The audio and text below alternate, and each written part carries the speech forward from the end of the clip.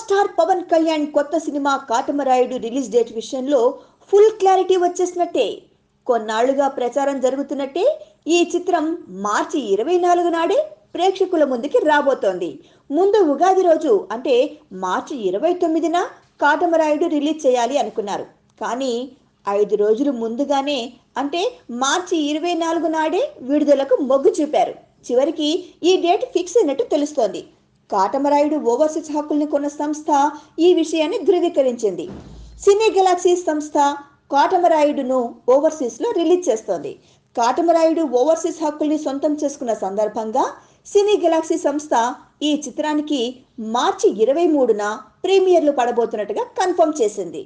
తర్వాత డేట్ ఏమైనా మారచ్చేమో కానీ ప్రస్తుతానికైతే కాటమరాయుడు మార్చి 24 ఫిక్స్ అయినట్లే. కాటమరాయుడు ఓవర్సీస్ హక్కులు 11 కోట్ల రూపాయలు పలికినట్టు సమాచారం.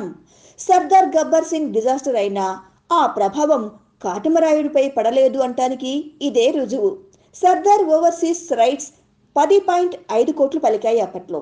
కాటమరాయుడిపై మొదట అంత హైప్ లేకపోయినా ఇటీవల టీజర్ రిలీజ్ అయ్యాక సీన్ మారిపోయింది.